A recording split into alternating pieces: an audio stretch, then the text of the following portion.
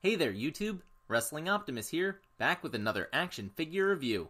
First of all, I'll get this out of the way. Congratulations to President-elect Biden and Vice President-elect Harris on successfully removing the fascist Cheeto from office. Hopefully now our divided country can come together and heal the wounds of the last 4 years. With that out of the way, it's finally arrived, AEW Full Gear. I think it's safe to say the entire wrestling world is excited for this pay-per-view, and I'm no exception. It has all the pieces to be show of the year. AEW just has to put them together. As always, if you're new here, make sure to like the video and subscribe to the channel for more pro wrestling and action figure content.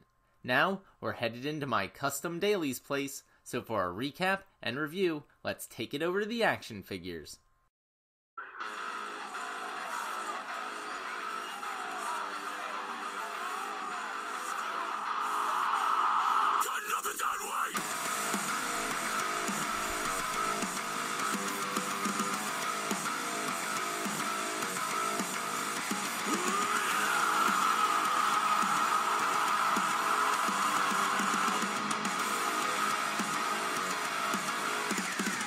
On the buy-in pre-show, SERENA DEEB defends her newly won NWA World Women's Championship against Allison Kay.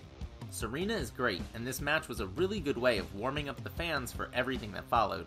Kay avoids the pin by getting her foot on the rope, but taps out to the Serenity Lock, allowing SERENA to retain. During her celebration, however, Thunder Rosa's music plays as she comes out for a stare-down and shouting match. I wonder if their rematch will be on AEW or NWA. Interestingly, Impact also makes an appearance as Don Callis joins commentary for the opening match.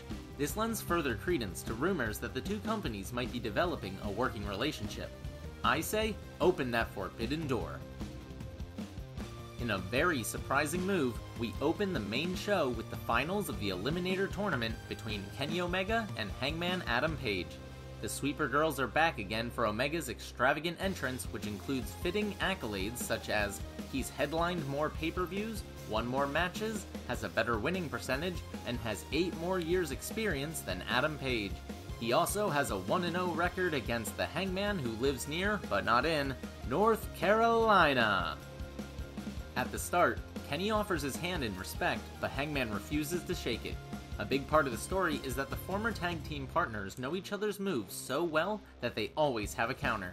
After a short feeling out process, we get a hard-hitting battle, but in the first theme of the night, it's all about the ending.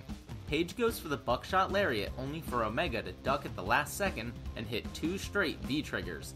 He gets Hangman up on his shoulders as Page desperately tries to keep his head away, but Kenny eventually grabs it and nails a one-winged angel to pick up the clean win. Wow.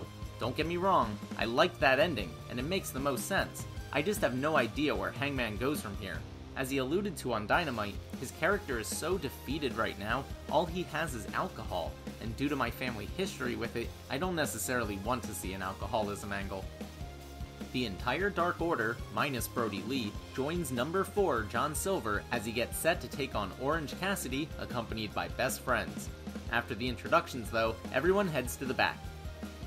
Cassidy starts by slowly putting his hands in his pockets and delivering some devastating orange kicks, much to the chagrin of number 4, who quickly tires of the antics and traps Orange on the ground. He rips out the pockets, holds them up in triumph, and tries to eat them. I guess Johnny really is hungry. That pisses off the freshly squeezed one, and he gets serious, hitting a diving crossbody and swinging DDT, but he whiffs on 2 orange punches. His Stundog Millionaire is countered with a Spin Doctor before Silver tries, and fails, to use Brody Lee's Discus Clothesline. That gives Cassidy the opening to finally connect with an orange punch, and the beach break for the win. I'm so glad this got bumped to the main card, and I'm really happy for these guys. They put on such an entertaining match that it justified the opportunity they were given. This also shows that, unlike WWE, AEW knows how to do comedy wrestling right. Darby Allin sure knows how to make one hell of an entrance. He comes riding in on the top of the half-painted piece of shit car, his words, from his recent vignettes, and carrying a skateboard. When they reach the end of the ramp, he smashes the windshield and defiantly enters the ring. Cody is joined by the entire Nightmare family for introductions, but only Arn Anderson stays at ringside for the match. In the second running theme of the night, Things start with a stare down, but this one includes dueling crowd chants. Darby's speed gives him the early advantage, so Arn kills his momentum by pulling Cody aside. He advises him to use his size and power and push Allin around more. A nasty landing on the ramp injures Darby's arm, making it Cody's new primary target. While Darby's knocked down, Cody gets cocky and does some push-ups instead of going for the pin, earning some well-deserved scolding from his coach. He heads to the top rope and hits a shoulder breaker, followed by an avalanche crossroads, but Allin smartly rolls under the ropes to avoid the pin. On the outside, Arn yells at Darby to stay down. Back in the ring, Cody echoes that sentiment while repeatedly body slamming his challenger. He threatens to use the weight belt, but gets tripped with it. Then Darby reverses a disaster kick into the Last Supper and even nails a coffin drop, but Cody somehow kicks out. They have a classic back and forth roll-up battle until Darby manages to keep Cody down for 3 and becomes your new TNT champion. What an awesome match and another great ending. I really like how Cody's arrogance once again cost him his title. Now he and the Nightmare family can start new feuds while Darby puts on ridiculous TV matches every week. In a lovely show of humility and respect, Cody takes the belt, genuflects in front of Darby, and respectfully presents the title to him as the crowd chants, "You deserve it." It's quickly interrupted by Taz, who comes out and mockingly congratulates Darby before telling him and the so-called Prince of Pro Wrestling to take their bitch asses to the back. But before they can, Brian Cage and Ricky Starks attack and lay out everyone, including Arn Anderson. They both grab the belt, teasing a little tension within the group, before Taz redirects them back to Darby. Cage throws him through a gear-shaped set piece, then drags him over to the car and lays him on the hood. Ricky puts Darby's arm in the door, but just as they're about to slam it shut, Will Hobbs makes the save with the chair and chases them off. As promised, Team Taz definitely made an impactful presence. My only gripe is that Sting didn't make an appearance. Dasha interviews the Natural Nightmares backstage. QT says Ali only infiltrated the Nightmare family because it's the best family in AEW, and clearly the Blade can't keep his house in order if his wife is running around with other men. With that, Dustin challenges the Butcher and the Blade to a bunkhouse match on Dynamite. Nice, they're bringing back another one of Dusty's NWA match types. That should be epic. Nyla Rose comes out with her new manager, Vicky Guerrero, to try and become AEW's first ever 2-time champion as she takes on HIKARU Shida. Despite the lack of heat going into this, and unlike other matches on the card, they skip the intros and go right at each other. Having Nyla use Shida's finisher on Dynamite this week wasn't the greatest build, but clearly it pissed off the champ enough for her to go full strong style. Ref Aubrey prevents Nyla from using a chair, which gives Vicky the chance to get in a kendo stick shot on Shida's leg. Rose wraps that same leg around the frame of the ring in a painful looking submission. She follows it up with a single leg crab while trying to literally bite Shida's knee. The plan works to perfection as Shida's leg gives out while she tries to run the ropes. Her superb selling and pained expressions garner genuine sympathy as she drags her leg around like it's dead weight, affecting everything she does. Rose hits a powerbomb that could have easily ended things, but she picks up Shida at 2. In an attempted mind game, she tries to do a knee strike, but barely connects. Shida delivers a back body drop followed by an avalanche falcon arrow, but just like Nyla, she doesn't go for the pin. Instead, she sets up Nyla for the Tamashi, but Vicky grabs her leg. Shida shoves Nyla into Vicky, then throws her into the barricade before tossing her back into the ring. She hits a second falcon arrow and a Tamashi, but Nyla kicks out. Another Tamashi to the back of Nyla's head, followed by 4 knee strikes to the face, finally puts away the monster. HIKARU Shida wins and retains her AEW Women's Championship. If it weren't for some of Nyla's botches and general sloppiness, that could have been a sleeper match of the night. I know the women's division is down right now, but after that performance, I'm super pumped for Shida versus Dr. Britt Baker. Afterwards, Ref Aubrey helps Shida to the back while Vicky screams in Nyla's face before slapping her and storming off. At first Nyla seems defiant and yells back, but then reluctantly falls in line and follows Vicky. Weird. Tully Blanchard has been banned from ringside for our next match but accompanies FTR to the ring anyway. Commentary hammers home the injury to Matt Jackson's ankle as the Young Bucks make their usual entrance. In a show of defiance, Matt decides to start the match, so obviously FTR target his ankle right away. The story here is simple, old school versus new school. The two best teams in the world today paying homage to the best teams of the past who epitomized and influenced their respective styles. FTR hits the Hart Foundation's Heart Attack and the Steiner Brothers assisted Bulldog. Not to be outdone, the Bucks hit the Dudley Boys 3D and the Hardy Boys Twist of Fate and Swanton Bomb. With the injury limiting his moveset, Matt resorts to getting a chair. Dax begs him to use it and get disqualified, but he resists, and sets up Harwood for the Meltzer driver instead. Cash takes out Nick on the apron though, and FTR reverses it into a spike pile driver. Matt manages to get his leg on the rope as Nick comes back with a splash on Dax, before Wheeler catches him with a super kick. He stares down Matt, then gives him a super kick as well, but doesn't go for the cover. Instead, in a bit of subtle storytelling, Cash seemingly comes to the realization that pro wrestling has indeed evolved and decides to prove that he can do that flippy stuff too. So he goes for a springboard 450, but catches a super kick from Matt's injured leg and eats the pin. Theme number 3 of the night, arrogance costing titles. With that, the Young Bucks become your new AEW Tag Team Champions. Kenny Omega comes running out to celebrate as a forlorn Hangman looks on from the tunnel. And now for something completely different. We're headed to the Hardy compound in Cameron, North Carolina for the Elite Deletion. Let's get weird.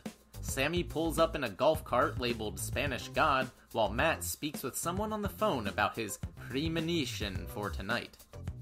Neo 1 confronts Sammy at the gates and says, "You were dumb as fuck to come here." A hologram of Matt welcomes him to his demise as a monster truck appears with Hardy behind the wheel. Sammy's engine dies, but he escapes just as Matt runs over the golf cart, yelling, "Now that was a squash job." Sammy attacks from behind with a trash can. They brawl through the woods until they reach a fountain just outside the house. Matt pulls out the Scepter of Mephistopheles and beats Sammy with it as they fight over to an outdoor ring. Matt powerbombs Sammy through a table, but Santana and Ortiz come from out of nowhere to break up the pin. They beat down Matt as the camera cuts to Private Party talking on the phone to Matt earlier and saying they're on their way. They arrive just in time and attack Proud and Powerful while Hardy finds some Roman candles. He and Sammy have a literal firefight as they chase each other over to a mud pit where Sammy slips, allowing Matt to hit him with a few extra sparks. Hardy yells, "The old folks are gonna think this is a mud show," and "I think your vessel needs a cleanse," as he drags Sammy towards the Lake of Reincarnation. Suddenly, a cloaked figure appears, along with a tied-up Shane Helms, and says, "I wouldn't do that." He rips off his mask and it's Gangrel. He claims to have mentored both men, but always liked Sammy better. Private Party drive him off, while Matt unties Helms. He asks why it took 2 years to finish this, and Hardy replies, "It's long-term storytelling and I had to get to AEW first." That's great. Sammy stands up and throws Helms into the lake. He comes out as intrepid reporter Gregory Helms, before getting thrown back in and re-emerging as the Hurricane again. Everybody fights back over to the outdoor ring before Matt and Sammy break off again and head for the barn, aka the Dome of Deletion, where Skarsgård the dilapidated boat attacks Sammy. Yes, seriously. Neo 1 closes the garage door, trapping them inside and keeping everyone else out. We finally get some background music to add even more tension as Sammy removes entire turnbuckles from the practice ring and bashes Matt over the head with them. He puts Hardy on a table and climbs a nearby ladder, then does a senton bomb through it, giving himself a fake head injury. Sammy lays there lifeless with his mouth bleeding and a pool of blood forming under his skull, giving eerie flashbacks to All Out. Matt screams, "You made me what I am," before viciously bashing Sammy's head with a steel chair. He gets the pin and claims victory, while Rebby softly plays the piano. Private Party arrived to take out the trash and dump Sammy in a can. They load it onto the back of a pickup truck driven by Senor Benjamin, who takes it off to parts unknown. Holy crap, I don't even know what the hell I just witnessed. As with any cinematic match that involves that much wackiness, you're either gonna love it or hate it. Personally, I loved it and thought it perfectly broke up the more serious wrestling and storylines from the rest of the night. The cameras cut backstage, where Lance Archer is beating people up again, while Jake Roberts cuts a promo. He acts upset that the Murderhawk monster doesn't want food, he wants people. Then he sarcastically begs for someone to step up and feed him. the lights go out and come back on to show MJF mocking the Y2J entrance and pose complete with flamboyant, light-up jacket. Jericho comes out, sans the inner circle, to his requisite chorus of Judas, enhanced by the larger-than-normal live crowd.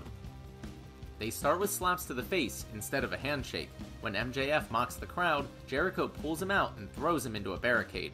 In a classic Jericho move, he takes over one of the cameras just so he can flip off MJF. Back in the ring, MJF targets Jericho's arm in order to disable the Judas effect and make the Salt to the Earth armbar more effective. Meanwhile, a Lion Salt, a Frankensteiner, and even the walls of Jericho can't put MJF away. So he goes for the Judas effect, but MJF catches it and reverses into the Salt of the Earth, but Jericho reaches the rope. While Ref Aubrey checks on him, Wardlow runs out and hands MJF the diamond ring. Then, while Aubrey kicks Wardlow out, Hager appears and throws Floyd the Bat to Jericho. MJF plays dead just as Aubrey turns around in the old Eddie Guerrero trick. However, in a slight twist, while Jericho pleads his innocence, MJF rolls him up for the 1-2-3. Just as I predicted, he cheated his way to victory. Jericho seems proud to have unlocked that killer instinct and officially proclaims both MJF and Wardlow as members of the Inner Circle. Dasha's interview with Orange Cassidy is interrupted by Kip Sabian, Penelope Ford, and Miro. Kip demands an apology, to which Orange gives a half-assed, "I'm sorry." That's not good enough for Kip, so he slaps him. Cassidy holds back best friends, simply says, "Cool, cool, cool," and walks away. I wonder where this is going. In our main event, Jon Moxley defends the AEW World Championship against Eddie Kingston in an I Quit match. Eddie is wearing Mitsuharu Misawa green as the champ does his usual entrance from the stands. It's a brutal street fight out into the crowd. Moxley is bleeding before they even get back into the ring and start actually using weapons. He gets out a baseball bat wrapped in barbed wire and smashes it repeatedly into Eddie's chest and back, causing him to bleed as well. Then he rakes the bat across Eddie's face, but Kingston fights back with a chair and gives a bloody, sadistic smile as he rips the barbed wire off the bat and wraps it around his fist. He punches Moxley in the face and locks in an armbar. Mox has to bite Eddie's knee to get out of it. That's the second knee bite of the night, by the way. Weird. Then suplexes him through a couple of chairs. Of course, it's not a hardcore match without thumbtacks. Eddie suplexes Moxley into them before heading over to Doc Samson for a bottle of rubbing alcohol. He pours it all over Moxley's exposed back, then locks in the bulldog choke. Mox reverses it into one of his own, but with a sick twist. He wraps a piece of the barbed wire around his arm before applying the hold and lets it cut into Eddie's face until he finally says, "I quit." Moxley tries to help Eddie up so he can embrace him, but Kingston is too proud and storms off through the tunnel. As he does, Kenny Omega, the new #1 contender, comes out and makes his challenge known. Don't get me wrong, that match was awesome, but if I'm being completely honest, on a night with so many perfect endings, this one fell a little flat. Eddie convinced us that he'd rather die than quit, so I just feel like it should have taken something a little more brutal than barbed wire to win. But I guess they can't all be Bret Hart vs. Austin. I'll admit that mentally, I was a bit distracted by the election results and Penn State's embarrassing loss to Maryland earlier in the day. I also think it was always going to be hard for any pay-per-view, no matter how great, to live up to all this hype. But with all that said, Full Gear 2020 was absolutely fantastic from start to finish. For me, it was possibly the best pay-per-view of the year. One thing I loved in particular was how no two matches felt the same. They all had a unique flavor and distinct tone that set them apart. We got singles, tag team, and women's matchups, championship and non-title, hardcore, comedy, cinematic, impulsive feuds, and long-term emotional storytelling, strong style, heavy striking, technical chain wrestling, and high-flying flippy stuff.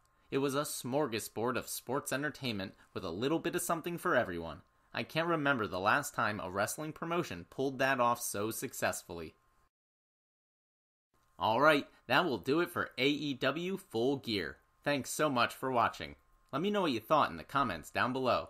There won't be any WWE reviews until I finish my new stage. However, in the meantime, I'll try to post other content, and of course, I'll be back on Thursday with my action figure review of Dynamite. If you enjoyed the video, make sure to do all that normal YouTube stuff, Smash the like button, share with any wrestling or action figure fans you may know, subscribe to the channel, and spread the word. You can also talk to me over on Twitter at PSUOptimus, or see all my best figure photography over on Instagram at WrestlingOptimus.